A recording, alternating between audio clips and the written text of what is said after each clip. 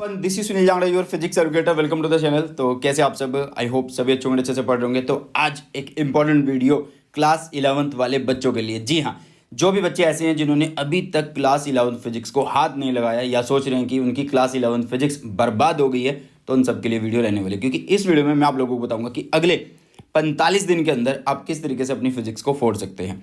Okay, तो video बहुत ही ज़्यादा इंपॉर्टेंट रहेगा। हाँ, 7-8 मिनट का रहने वाला है, तो वीडियो पूरा जरूर देख लेना, क्योंकि आधी अधूरी जानकारी आप सभी के लिए हानिकारक हो सकती है। तो आगे बढ़ने से पहले बस मैं ये बोलूँगा कि इस चैनल को आप लोगों के सपोर्ट की बहुत ज़्यादा ज़रूरत है। तो जितना हो सके अपने फ्रेंड तक शेयर करिए। पढ़ने वाले बच्चे चैनल से जुड़ेंगे, चैनल ग्रो करेगा और मैं आप लोगों की इसी तरीके से हेल्प करता रहूँगा। तो अगले 45 दिन में आप किस तरीके से फोड़ सकते हैं उसके बारे में बात करते हैं। अच्छा, क्लास 11 फिजिक्स को फोड़ना है या कल को क्लास 12 फिजिक्स को फोड़ोगे, तो उसके लिए सबसे पहले आप लोगों को क्या करना है, Telegram channel Sunil Jangra sir के नाम से इसको ज्वाइन कर लेना। जितना भी कंटेंट आप लोगों को चाहिए क्लास 11th के रिगार्डिंग, क्लास 12th फिजिक्स के रिगार्डिंग, तो सारा आप लोगों को इस टेलीग्राम चैनल पे मिल जाएगा। अगर आपको फिजिक्स में कोई दिक्कत आ रही है तो सुनील जांगड़ा 26 के नाम से इंस्टाग्राम पे मेरा हैंडल है, वहाँ पे आप मुझे मैसेज कर सकते हैं। ओके बेटा, और इसके अलावा आप प्रीमियम कोर्सेज या नोट्स के लिए मेरी वेबसाइट को फॉलो कर सकते हैं suniljangra.com के नाम से बेटा जी। चलो, तो सबसे पहले आप लोगों को करना क्या बेटा जी, सबसे पहले कोर्स स्ट्रक्चर को समझ लेना। क्योंकि कोर्स स्ट्रक्चर में इसलिए बोल रहा हूँ आप लोगों को समझने को, क्योंकि बहुत सारे बच्चे ऐसे हैं जिन्होंने अभी तक समझा ही नहीं है यार उन्हें पढ़ना क्या है। आप कोई भी कल को, मतलब जैसे कि तुम्हारे पेरेंट्स हैं, वो कोई मकान बनाते हैं तो क्या करते हैं, कहीं पे भी थोड़ा है कि इधर कमरा बना दिया उधर कमरा बना दिया, नहीं। सबसे पहले वो एक जगह डिसाइड करते हैं ना कि यार इतने गज की जगह हमने ले ली है और इसके अंदर यहाँ यहाँ ये रूम, ये वॉशरूम, ये किचन इस तरीके से बन रहा होगा। तो आपको भी सबसे पहले पता होना चाहिए यार कि आपको अपने सिलेबस में कौन कौन से चैप्टर करने हैं, कौन से मुश्किल हैं, कौन से आसान हैं। ठीक है, तो एक बार मैं आप लोगों को बता दूंगा कि कोर्स स्ट्रक्चर क्या रहता है क्लास 11 फिजिक्स के लिए। सेकंड चैप्टर से स्टार्ट होता है। चैप्टर फर्स्ट फिजिकल वर्ल्ड जो है वो डिलीटेड है, तो सेकंड, थर्ड, फोर्थ, फिफ्थ ये आते हैं बेटा जी 23 नंबर के। 6, 7, 8 ये आते हैं 17 मार्क्स के। 9, 10, 11, 12, 13 ये आते हैं 20 मार्क्स के। और 14 एंड 15 ये आते हैं 10 मार्क्स के। सबसे पहले मैं आप लोगों को ये बोलूँगा कि अगर आप लोगों को सेफ जोन में जाना है तो भाई साहब पहले इन चैप्टर्स को निपटा दो। मतलब 4 और 3 7, मतलब अगर आप लोग आधी फिजिक्स करके जाते हो ना, शुरू की 7 चैप्टर भी करके जाते हो, तो भी आप लोग सेफ जोन में आ जाते हो। सेफ जोन कैसे, देखो 23 + 17 हो गए आप लोगों के 40। यार 40 नंबर का पढ़ के जा रहे हो तो पासिंग मार्क्स तो आ ही जाएंगे ना आराम से, 22-23 नंबर तो ले ही लोगे। बट हमें फोड़ना है फिजिक्स के अंदर। मैं ये बात सिर्फ इसलिए बोल रहा हूँ कि आपको सेफ जोन में इसलिए बोल रहा हूँ आने को, क्योंकि हाँ तुम्हारे पास एक गारंटी तो रहे कि हाँ यार पास तो मैं आराम से हो जाऊँगा, बट उससे आगे बस फोड़ना है मुझे। ठीक है, तो ये एक चीज़ आपके दिमाग में होनी चाहिए मार्क्स के रिगार्डिंग। ये मार्क्स का डिस्ट्रीब्यूशन और ये CBSE के द्वारा दिया गया है बेटा जी, मैंने अपनी तरफ से नहीं बनाया। हाँ, कोई टीचर जो है भाई तुम्हें ये बोल दे कि ये पर चैप्टर इतने मार्क्स रहेंगे तो उसका कुछ नहीं कह सकते, वो उसकी मर्जी है। CBSE ने ये दिया हुआ है। ओके, तो सबसे पहले आप लोगों को करना क्या है बेटा जी, क्या 45 दिन में हम फोड़ सकते हैं? बिल्कुल फोड़ सकते हो यार। सिर्फ आप लोगों को एक अलग स्ट्रेटजी अपनाने की जरूरत है।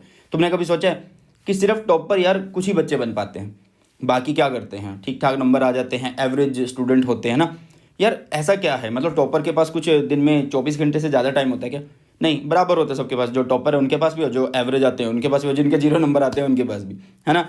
तो भाई साहब मैं आप लोगों को ये बोल रहा हूँ, आपको अलग स्ट्रेटजी अपनानी होगी। अलग मतलब आपको फोकस करना होगा यार इंपॉर्टेंट टॉपिक्स के ऊपर।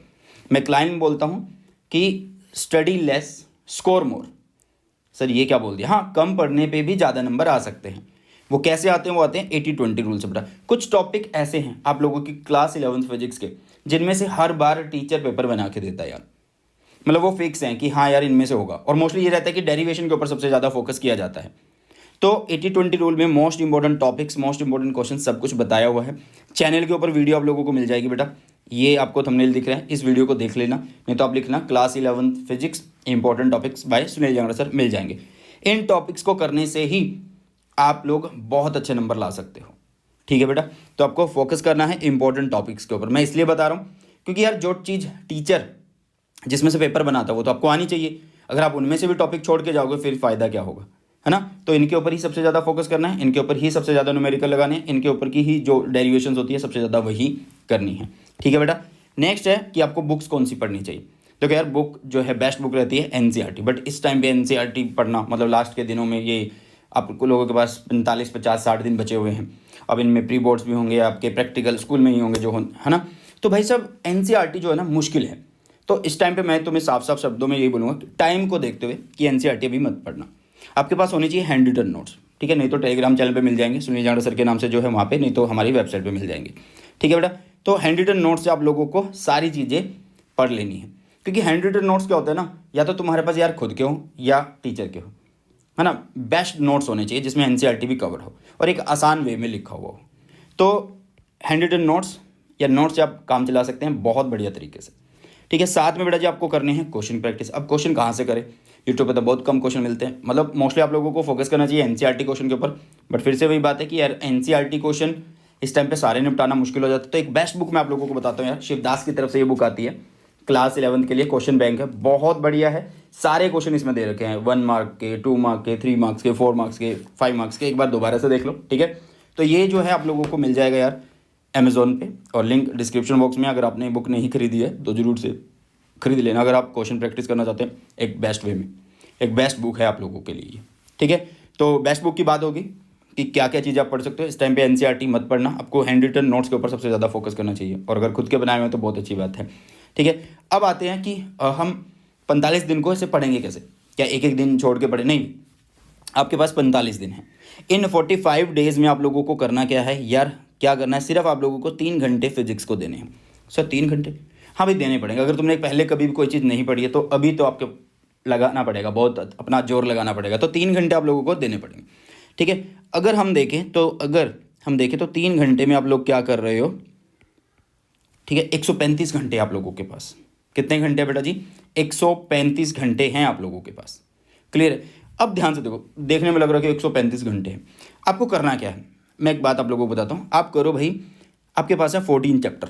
अब सारे चैप्टर बड़े बड़े नहीं हैं, या सारे चैप्टर बिल्कुल छोटे नहीं हैं, मतलब इजी चैप्टर भी है, मॉडरेट भी और डिफिकल्ट भी है। किसी चैप्टर पे आपके 3 दिन लग सकते हैं, किसी चैप्टर पे आपके 2 दिन लग सकते हैं, किसी चैप्टर पे आपके 5 दिन लग सकते हैं। तो ऑन एन एवरेज आपके 3 दिन ही लग रहे होंगे बेटा जी। ठीक है, बड़े छोटे सब चैप्टर मिला के आपके 3 दिन लग रहे होंगे।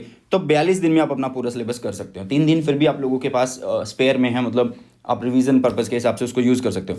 इस टाइम पे मैं आप लोगों को यही बोलूँगा कि अपना हर एक दिन जो है बेटा जी, उसको आप लोगों ने क्या करना है, अपना हर एक दिन जो है उसको आप लोगों ने प्लान करना है डेली। कि हाँ यार, जैसे कि मान लो आप कल से पढ़ना स्टार्ट कर रहे हो, तो आप लिख के सो कि कल मैं ये चैप्टर निपटाने वाला हूँ, मैं इस टाइम पे ये चीज़ें पढ़ रहा हूँ। आपका अपना दिन प्लान करना बहुत ज़्यादा ज़रूरी है। हर एक दिन को प्लान करिए, वो ज़्यादा इंपॉर्टेंट है। आप अपने सबसे पहले सिलेबस को डिवाइड कर लो कि हाँ यार, इतना मेरा रहता है, इतना मेरा कवर्ड है, इतने मुश्किल हैं, इतने आसान हैं, और उसके हिसाब से फिर आप डेली अपने प्लान को एग्जीक्यूट करिए कि हाँ यार, आज मुझे ये आसान चैप्टर पढ़ना है, या कल को मुझे ये वाला चैप्टर पढ़ना है, परसों ये मुझे पढ़ना है। तो डेली दिन को बना के चलोगे तो ज़्यादा अच्छा रहेगा बेटा। ठीक है, और कैसे निपटा सकते हो वो बता दिया है कि 3 घंटे अगर आप डेली देते हो तो 101% आप लोगों का स्कोर यहाँ से यहाँ जाने वाला है।